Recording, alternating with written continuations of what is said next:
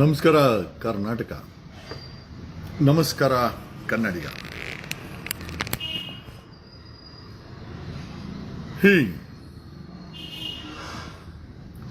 ಧರ್ಮಸ್ಥಳದ ಹತ್ಯಾಕಾಂಡ. ಈ ಧರ್ಮಸ್ಥಳದ ಹತ್ಯಾಕಾಂಡವನ್ನು ಕಳೆದ 12-13 ವರ್ಷಗಳ ಹಿಂದೆ ಸೌಜನ್ಯ ಪ್ರಕರಣದಲ್ಲಿ ಈ ಧರ್ಮಸ್ಥಳದ ಒಂದು ಭಾಗವಾದಂಥ ಸೌಜನ್ಯ ಪ್ರಕರಣ ಬೆಳಕಿಗೆ ಬಂತು. ದಣಿಗಳು ತಮ್ಮ ಎಲ್ಲ ಶಕ್ತಿಯನ್ನು ಹಾಕಿ ಸೌಜನ್ಯ ಪ್ರಕರಣವನ್ನು ಹಳ್ಳ ಹಿಡಿಸಿ ಕಾನೂನು ರೀತಿಯಲ್ಲಿ ಅದಕ್ಕೆ ಶವ ಸಂಸ್ಕಾರನೇ ಮಾಡಿಬಿಟ್ರು. ಯಾಕೆ ಅಂತಂದರೆ ದುಡ್ಡು ವರ್ಕೌಟ್ ಆಗುತ್ತೆ. ನೆನ್ನೆ ಈ ಪ್ರಕರಣದಲ್ಲೂ ಸ್ಟೇ ಸಿಕ್ಕಿದೆಯಂತೆ. ಸರ್ಕಾರನೇ ಜೊತೆನಲ್ಲಿದೆ, ದಣಿಗಳ ಜೊತೆನಲ್ಲಿ. ಸ್ಟೇ ಯಾಕೆ ಸಿಗಲ್ಲ? ಈಗ ಯಾವುದೇ ಕೇಸಲ್ಲಿ ಪ್ರಾಸಿಕ್ಯೂಷನ್ ಬಂದ್ಬಿಟ್ಟು ಸರ್ಕಾರನೇ ಸಾಥ್ ಕೊಡ್ಬೇಕಾದ್ರೆ ಸ್ಟೇ ಯಾಕೆ ಸಿಗಲ್ಲ? ಸಿದ್ದರಾಮಯ್ಯ SIT ಮಾಡಲ್ಲ, ಸ್ಪಷ್ಟವಾಗಿ ಹೇಳಿದ್ದಾರೆ, ನಾವು ಮಾಡಲ್ಲ. ಅವರು ಕಾಂಗ್ರೆಸ್ ಅವರು ಸಿದ್ದರಾಮಯ್ಯನು CM ಆಗಬೇಕು, ಕಾಂಗ್ರೆಸ್ಗೆ ಪಕ್ಷಕ್ಕೆ ಅಧಿಕಾರ ಬೇಕು.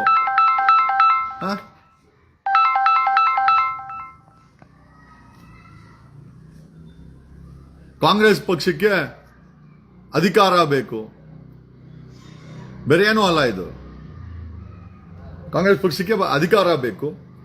CM ಸಿದ್ದರಾಮಯ್ಯನಿಗೆ CM ಆಗಬೇಕು. ಹಿಂದುಳಿದ ವರ್ಗಗಳು ಅಹಿಂದ ನಾಯಕ ಅಂತ ಅನ್ಕೊಂಡು 2 ಸತಿ CM 3 ಸತಿ ಸರ್ಕಾರ ಮಾಡಿದ್ದಾರೆ. ಮಲ್ಲಿಕಾರ್ಜುನ್ ಖರ್ಗೆ ಇವತ್ತು ಹುಟ್ಟು ಹಬ್ಬ. ನೋಡ್ರಿ ಎಂತ ಸಡಗರ. ನಾಡಿನ ಹೆಣ್ಣು ಮಕ್ಕಳ ಸಾವಿರಾರು ಕೊಲೆ ಆಗಿದೆ. ಒಬ್ಬ ಅಹಿಂದ ನಾಯಕ ಮಲ್ಲಿಕಾರ್ಜುನ್ ಖರ್ಗೆ ಆ ಗುಲ್ಬರ್ಗ ಹಳ್ಳಿಯಿಂದ ಡೆಲ್ಲಿವರೆಗೂ ಬೆಳಕಂಡು ಹೋದ್ರು. ಹತ್ಯಾಕಾಂಡದ ಬಗ್ಗೆ ತುಟಿ ಬೀಸ್ತಾ ಇಲ್ಲ. ಅವ್ರ ಮಗ ಪ್ರಿಯಾಂಕ ಖರ್ಗೆ CM ಆಗ್ಬೇಕಂತೆ, ಆತನೂ ತುಟಿ ಬೀಸ್ತಾ ಇಲ್ಲ. ಅಲ್ಲಿ ಸತ್ತೋರ್ ಬರೀ ಬ್ರಾಹ್ಮಣರ ಹೆಣ್ಮಕ್ಳಲ್ಲ, ಒಕ್ಕಲಿಗರ ಹೆಣ್ಮಕ್ಳಲ್ಲ, ಎಲ್ಲ ಜಾತಿಯ ಹೆಣ್ಣು ಮಕ್ಕಳಲ್ಲಿ ಹತ್ಯೆ ಆಗಿದೆ. ಬರೀ ಹತ್ಯೆ ಆಗಿಲ್ಲ, ರೇಪ್ ಆಗಿದೆ. ತುಂಬಾ ಕ್ರೂರಿಗಳ ರೀತಿ ಕೊದ್ದಿದ್ದಾರೆ. ಪ್ರಾಣಿಗಳನ್ನ ಮನೆಯಲ್ಲಿ ಡಾಗಿಸಿತ್ತು ಅಂದ್ರೆ ನಾಯಿಗಳನ್ನ ಕಟ್ಟಾಕಲ್ಲ, ಆ ರೀತಿ ಹೆಣ್ಣು ಮಕ್ಕಳನ್ನ ಕಟ್ಟಾಕಿ ಗ್ಯಾಂಗ್ ರೇಪ್ ಮಾಡಿದ್ದಾರೆ. ದಣಿಗಳು ಮಕ್ಕಳು ಅಲ್ಲಿ ಧರ್ಮಸ್ಥಳ ಸುತ್ತಮುತ್ತ ಎಲ್ಲರಿಗೂ ಗೊತ್ತು ಯಾರು ಇದನ್ನ ಮಾಡ್ತಾ ಇದ್ದಾರೆ. ಈ ಹತ್ಯಾಕಾಂಡ ಬೆಳಕಂಬರಕ್ಕೆ ವ್ಯವಸ್ಥೆ ಎಷ್ಟು ಕಾರಣನೋ, ಧರ್ಮಸ್ಥಳಕ್ಕೆ ಇದ್ದಂತ ಪೊಲೀಸ್ ಇದಾರಲ್ಲ, ಅವರು ಕೂಡ ಈ ಹತ್ಯಾಕಾಂಡಕ್ಕೆ ಅಷ್ಟೇ ಆರೋಪಿಗಳಾಗ್ತಾರೆ.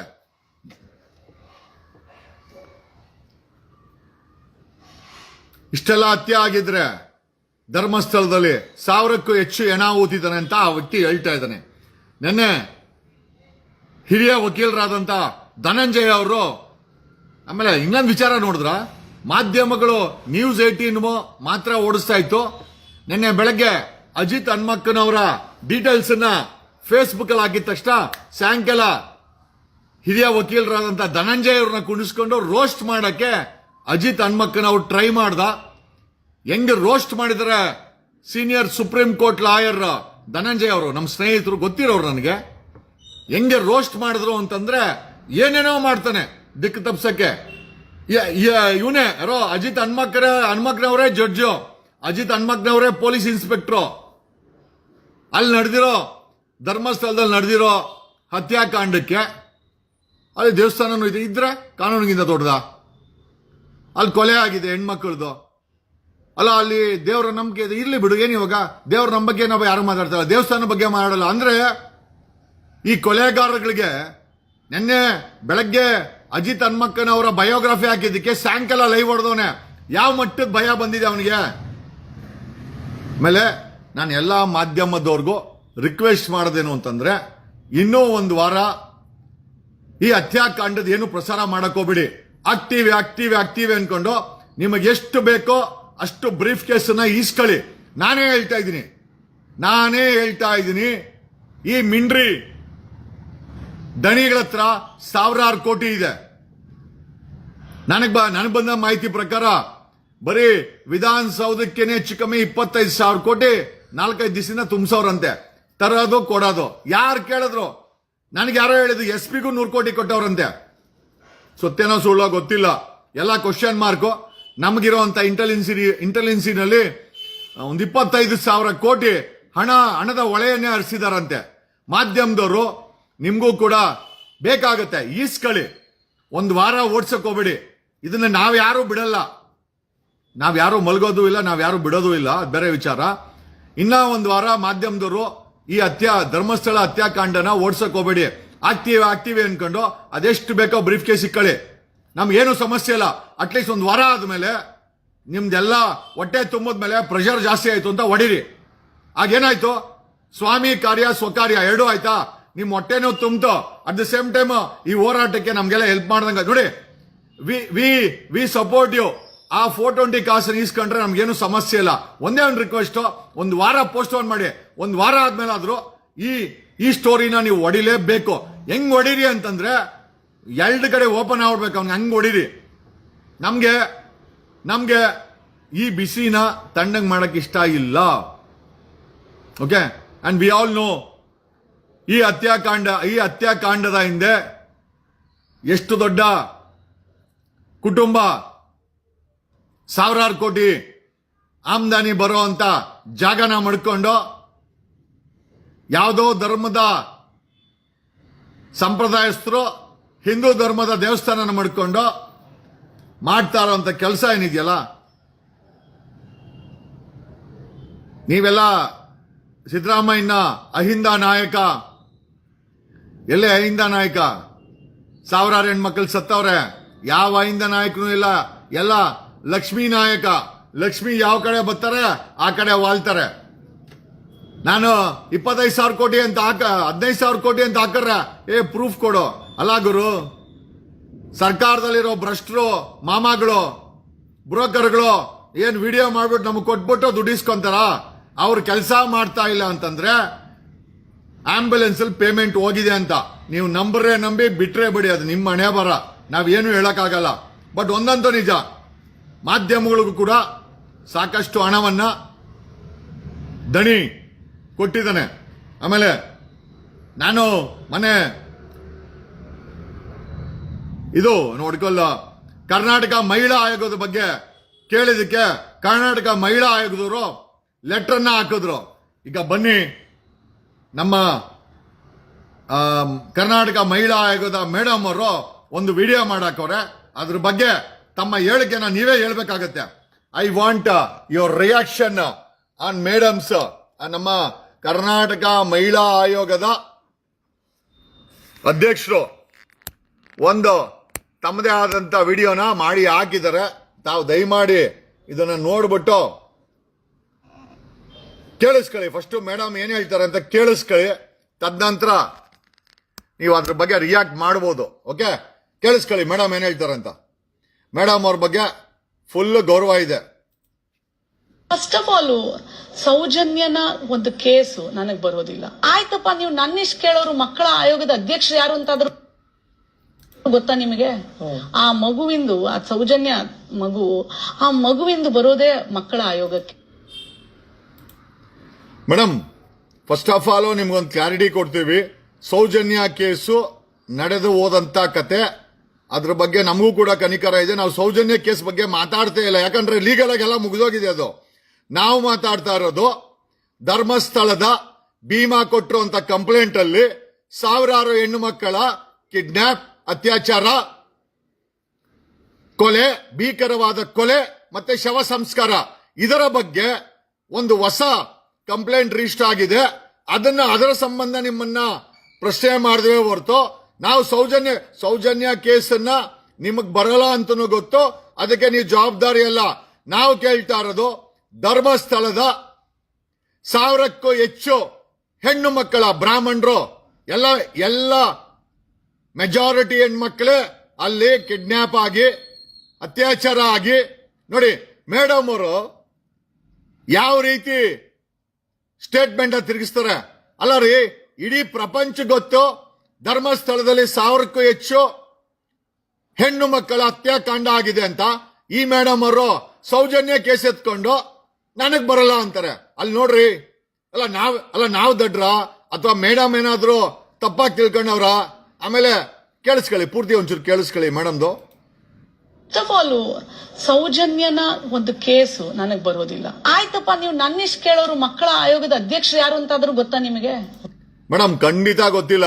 ಸರ್ಕಾರದವರಾಗಿ ತಾವು ಚೇರ್ಮನ್ ಆಗಿ ಸಾರ್ವಜನಿಕರಿಗೆ ತಿಳಿಸಬೇಕಾದು ನಿಮ್ಮ ಧರ್ಮ. ಅದಕ್ಕೋಸ್ಕರ ಸರ್ಕಾರದಿಂದ ಸವಲತ್ತು ಕೊಟ್ಟಿದ್ದಾರೆ, ನಿಮ್ಮನ್ನು ಅಪಾಯಿಂಟ್ ಮಾಡಿದ್ದಾರೆ, ನಿಮ್ಗೆ ಪವರ್ಸ್ ಕೊಟ್ಟಿದ್ದಾರೆ, ಸ್ಟಾಫ್ ಕೊಟ್ಟಿದ್ದಾರೆ, ಮಹಿಳಾ ಆಯೋಗಕ್ಕೆ ಬಿಲ್ಡಿಂಗ್ ಕೊಟ್ಟಿದ್ದಾರೆ. ಕರ್ನಾಟಕದ ಮಹಿಳೆಗಳಿಗೆ ಏನೇ ಅನ್ಯಾಯ ಆದ್ರೂ ನೀವು ಧ್ವನಿ ಎತ್ತಬೇಕು.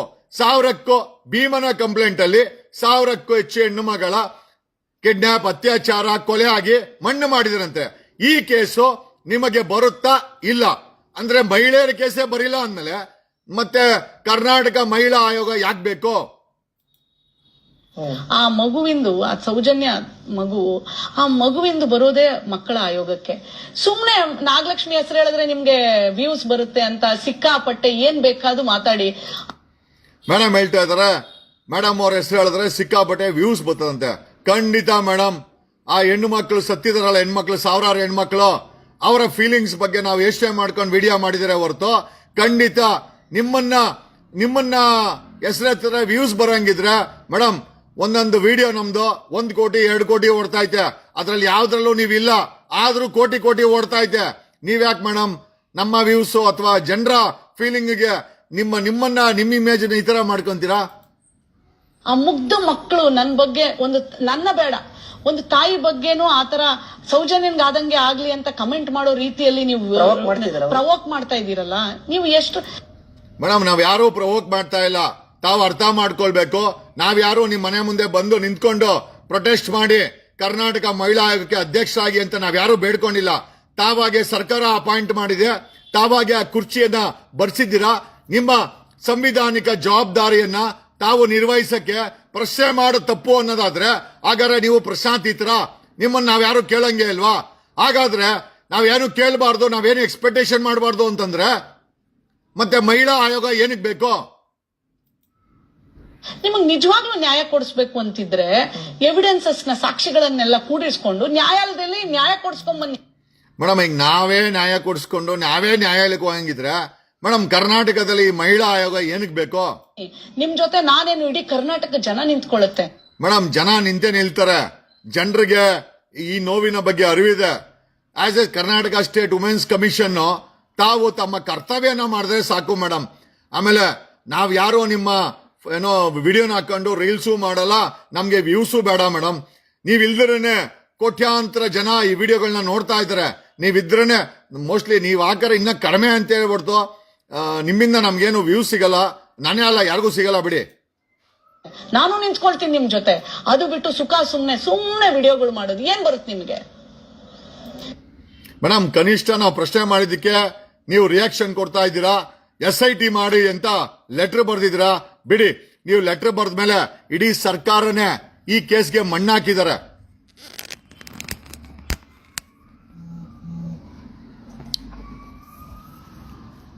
ನೋಡಿ, ಕೇಳಿಸ್ಕೊಂಡ್ರಲ್ಲ, ಸರ್ಕಾರದ ಸ್ಟ್ಯಾಂಡ್ ಅನ್ನ ಮೇಡಮ್ ಕ್ಲಾರಿಟಿಯಾಗಿ ಹೇಳ್ತಾ ಇದ್ದಾರೆ. ಮೇಡಮ್ ಅವ್ರಿಗೆ ವಿಡಿಯೋ ಮುಖಾಂತರ ಪ್ರಶ್ನೆ ಮಾಡಿದ್ದು ಇಷ್ಟ ಆಗಿಲ್ಲ ಅನ್ಸುತ್ತೆ. ನಾವೇನ್ ಮಾಡೋಣ? ನಾವು ಹೋಗಿ ಕೈ ಕಟ್ಕೊಂಡು ಕರ್ನಾಟಕ ಮಹಿಳಾ ಆಯೋಗದ ಹತ್ರ ಒಳ್ಳೆ ಗುಲಾಮರ್ ತರ ಮೇಡಮ್ ವೇಟ್ ಮಾಡ್ಕೊಂಡು ಲೆಟರ್ ಕೊಟ್ಕೊಂಡು ಮೇಡಮ್ ಏನೋ ಮಾಡಿ ಅಂತ ಹೇಳಕ್ಕೆ ನಮ್ಮ ಹತ್ರನೂ ಸಮಯ ಇಲ್ಲ. ಹಂಗಾಗಿ ನಮ್ಗೆ ಗೊತ್ತಿದ್ದ ವಿಚಾರದಲ್ಲಿ ಒಂದು ವಿಡಿಯೋ ಮಾಡಾಕ್ರಿ. ಮೇಡಮ್ ಅವ್ರ ರಿಯಾಕ್ಷನ್ ಬಂದಿದೆ. ಸೌಜನ್ಯ ಕೇಸು ಮಕ್ಕಳ ಆಯೋಗಕ್ಕೆ ಬರ್ಬೋದು, ಆದರೆ ಕರ್ನಾಟಕದ ಧರ್ಮಸ್ಥಳದ ನಡೆದಂತ ಸಾವಿರಾರು ಹೆಣ್ಣು ಮಕ್ಕಳ ನಾವೇ ಹೇಳ್ತಾ ಇಲ್ಲ, ಭೀಮಾ ಹೇಳಿರೋದು. ಸೊ ಭೀಮನ ಹೇಳಿಕೆ ಪ್ರಕಾರ ಅಲ್ಲಿ ಮಕ್ಕಳಲ್ಲ, ದೊಡ್ಡ ಹೆಣ್ಣು ಮಕ್ಕಳ ಕಿಡ್ನಾಪ್, ಅತ್ಯಾಚಾರ, ಕೊಲೆ ಮಾಡೋದು, ಮತ್ತೆ ಅದನ್ನ ಮುಚ್ಚಿರೋನು ಇವನು. ಸೊ ಈ ವಿಚಾರದ ಬಗ್ಗೆ ಮೇಡಮ್ ಮಾತಾಡ್ತಾನೆ ಇಲ್ಲ. SIT ಮಾಡಿ ಅಂತ ಈ ಧರ್ಮಸ್ಥಳದ ಹತ್ಯಾಕಾಂಡದ ಬಗ್ಗೆ ಈ ಮೇಡಮ್ ಅವರೇ ಲೆಟರ್ ಬರ್ದು ಈಗ ನೋಡಿದ್ರೆ ಸೌಜನ್ಯ ಕೇಸು, ನಾನು ಮಕ್ಕಳ ಆಯೋಗ ಅಂದ್ರೆ ನುರುಚ್ಕಣಕ್ಕೆ, ಕೆಲಸ ಮಾಡೋದನ್ನ ನುರ್ಸ್ಕಣಕ್ಕೆ ಏನೇನ್ ಬೇಕೋ ಎಲ್ಲ ಸಬೂಬಿದೆ. ಒಂದು ಕರ್ನಾಟಕ ಮಹಿಳಾ ಆಯೋಗದ ಚೇರ್ಮನ್ ಆದಂತ ಈ ಮೇಡಮ್ ಅವರು ಎಷ್ಟು ಪವರ್ಸ್ ಇರುತ್ತೆ? ಏನಕ್ಕೋಸ್ಕರ ಅವರಿಗೆ ಬಿಲ್ಡಿಂಗ್ ಕೊಟ್ಟಿರೋದು? 106 ಸ್ಟಾಫ್ ಕೊಟ್ಟಿರೋದೇನಕ್ಕೆ? ಆ ಚೇರ್ಮನ್ಶಿಪ್ ಕೊಟ್ಟಿರೋದೇನಕ್ಕೆ? ಕಾರ್ ಕೊಟ್ಟಿರೋದೇನಕ್ಕೆ? ಗನ್ಮೆನ್ ಡ್ರೈವರು ಕೊಟ್ಟಿರೋದೇನಕ್ಕೆ? ಸುಮ್ಮನೆ ಕೂತ್ಕೊಳಕ? ನನಗೆ ಗೊತ್ತಿಲ್ಲ. ನಿಜವಾಗ್ಲೂ ನಿಮ್ಗೆ ಹತ್ಯಾಕಾಂಡದ ಬಗ್ಗೆ ಈ ಮೇಡಮ್ ಧರ್ಮಸ್ಥಳಕ್ಕೆ ಭೇಟಿ ಕೊಡ್ಬೇಕಾಗಿತ್ತು. ನ್ಯಾಷನಲ್ ವುಮೆನ್ಸ್ ಕಮಿಷನ್ಗೆ ರಿಪೋರ್ಟ್ ಮಾಡಬೇಕಾಗಿತ್ತು. ಮೂಡಬಿದ್ರೆನಲ್ಲಿ ಆಳ್ವಾಸ್ ಕಾಲೇಜಲ್ಲಿ ಮಾಡಬಾರ್ದು ಕೆಲಸ, ಅತ್ಯಾಚಾರ, ಕೊಲೆಗಳಾಗಿ ಆತ್ಮಹತ್ಯೆಗಳಾಗ್ತಾ ಇದೆ. ಮೂಡಬಿದ್ರೆಗೆ ಈ ಮಹಿಳಾ ಆಯೋಗದ ಅಧ್ಯಕ್ಷರು ಭೇಟಿ ಕೊಡ್ಲಿಲ್ಲ, ಧರ್ಮಸ್ಥಳಕ್ಕೆ ಭೇಟಿ ಕೊಡ್ಲಿಲ್ಲ. ಇನ್ನು ಏನಕ್ಕೆ ಬೇಕಾಗಿದೆ ನಮ್ಮ ಕರ್ನಾಟಕ ಮಹಿಳಾ ಆಯೋಗ? ಸುಮ್ಮನೆ ಕಾಟಾಚಾರಕ್ಕೆ ಅಂತಂದ್ರೆ ಏನಕ್ಕೆ ಮಾಡ್ಕೊಬೇಕಂತದನ್ನ?